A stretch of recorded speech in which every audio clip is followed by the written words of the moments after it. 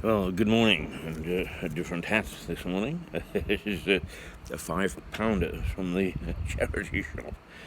They keep the sun away, and that's the main thing. Anyway, it looks as if perhaps today, this is Monday morning, the 1st of July, is a day that we're going to have to keep the sun away again, because it is a bright and sunny morning. The sun is just peeking over the South Downs. I'd show you, except I'm afraid I would burn out the camera lens. Yesterday, of course, was quite breezy and welcome relief, I think, from Saturday, which was one of the hottest days of the year and one of the hottest days in the last couple of 100 years, apparently. And it was very difficult to get out. Anyway, I'm Keith Hayes. This is Mirador Television, broadcasting from Lewes High Street, as usual, at 5:45 in the morning. And I hope that you're ready to greet the new day. There are two or three things of concern, I think.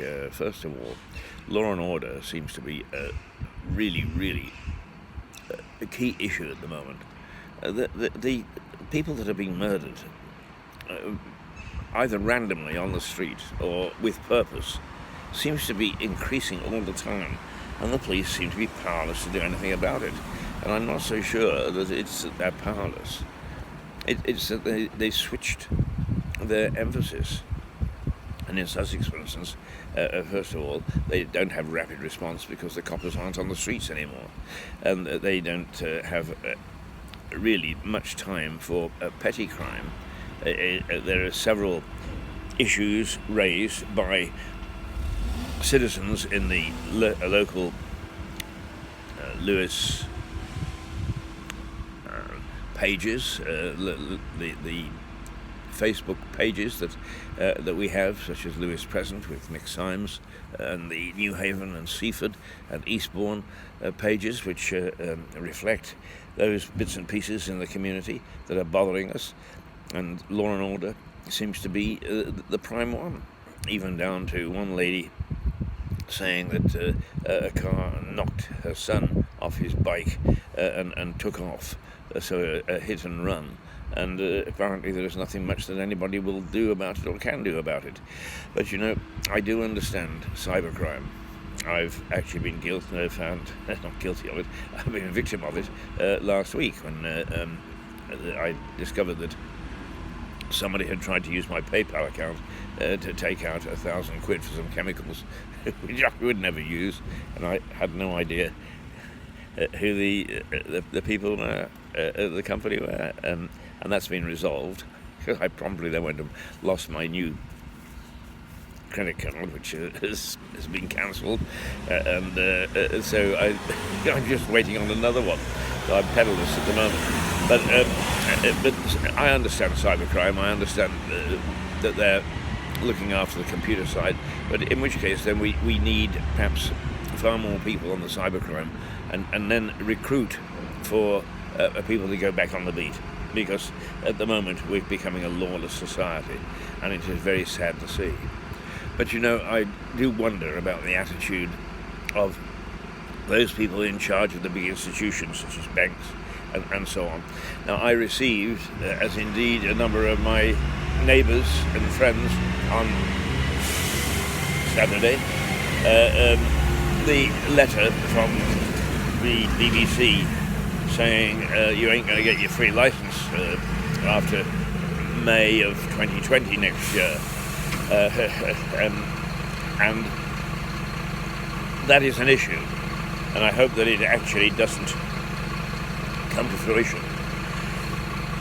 First of all, the letter was couched in, once again, civil service terms. In other words, we're taking your license away, and by the way, if you dare defy us, this is what's going to happen. Blah, blah, blah, blah, blah, blah, blah. It was a bullying letter. Now, I got another one from a credit card company.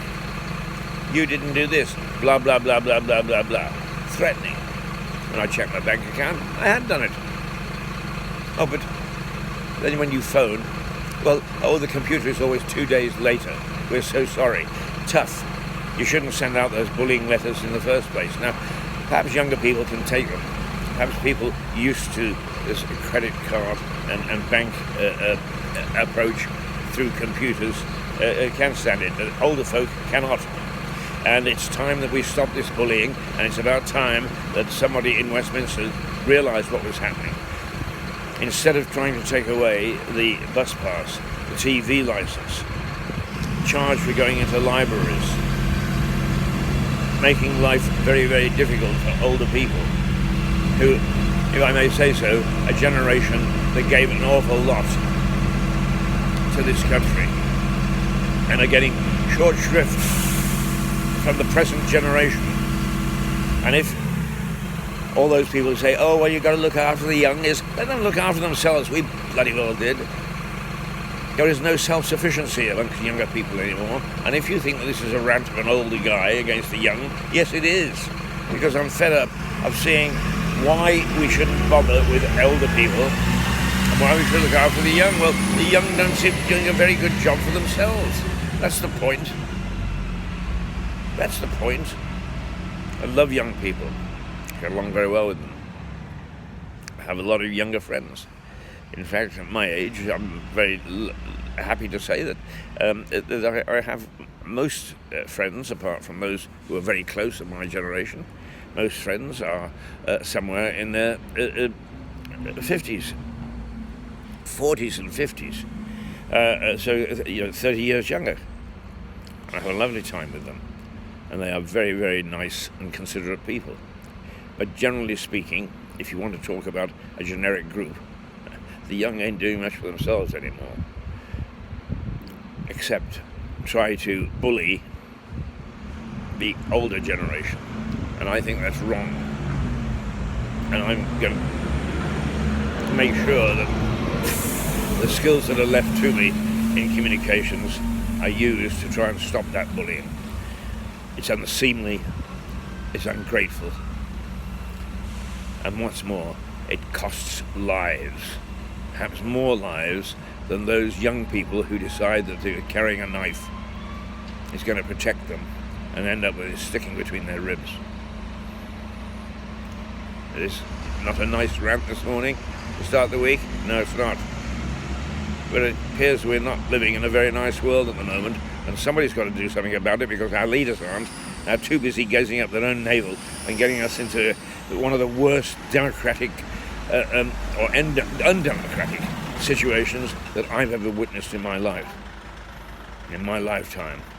And I'm glad that I'm coming to the end of mine, because if younger people are going to have to put up with this for the rest of theirs, they're going to have a very unhappy existence. Oh, what a rant. What a rant for the morning. But there are some serious considerations that society is going to have to look at very carefully and very closely. And if we can't do it from our leaders, perhaps we've got to get some fresh ones. Next week, or the week after, I think 15th of July, there is a full Lewes District Council meeting. We'll be very interested to see what goes on there, because there's a bit of a power struggle. I still have received no reply whatsoever on the three key issues as I see them. One is the merger with Eastbourne. Two is the inefficiency of the executive. And three is the cabinet system.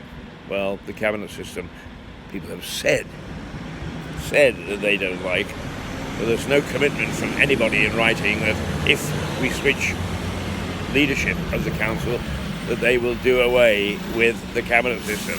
Once you've got power, you don't like to give it up. Well, that's it for this morning. Till tomorrow morning, Keith Hayes, Mirador Television out of Lewes, United Kingdom, East Sussex, Toodlepip.